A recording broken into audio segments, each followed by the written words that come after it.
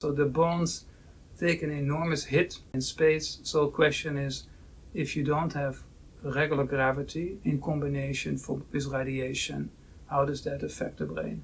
So we have looked at those combinations as well. So if I remember correctly, not so long ago, there was an astronaut stuck in the space station for longer than they were supposed to be there. Yeah.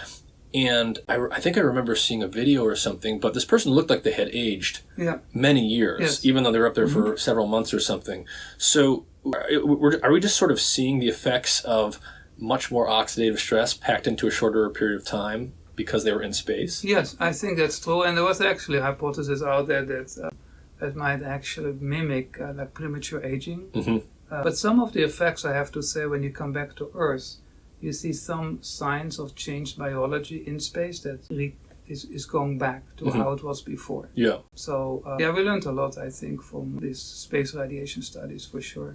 Yeah. And also there is also the other part, of course, that you have to think about. On the ISS, you have a team of people, and they need kind of to work together. And they are together, but still it's a kind of a confined environment for a long period of time. So there's also psychological, a lot of pressure to be there. Yeah. Especially, if somebody, let's say, makes a mistake. Yeah, right. And then it's like everybody suffers. You have like a to-do list, right? So it's a lot of psychological pressure as well during those missions. So, but when we, sometimes, if we think about like sci-fi movies or in the future, more humans going into space and colonizing Mars, what all of that stuff, we have a lot of problems to solve because it's not going to be like Star Trek where you're just in space and you're healthy. You're going to age basically much, much faster. Absolutely. And the other thing is you have to understand that you have to make it work, right? You cannot still buy a hospital.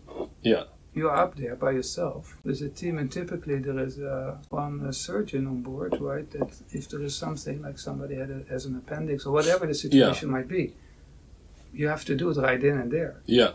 Right? So you kind of think about going camping with some a tool set. Yeah. So you've done experiments with iron irradiation in mice that have these different genetics with respect to the ApoE lipoprotein stuff. That's correct, as well as wild-type mice. Yeah. So can you set those up for us? What exactly did those experiments look like, and what were you looking for? So we were looking, first of all, what is very important is the performance of the astronauts. So the behavior, the cognitive changes, right? You don't want people to make a mistake because it could be deadly for everyone. And then there are behavioral changes, so depressive-like behavior and things like that. Yeah. So those studies were set up to do that.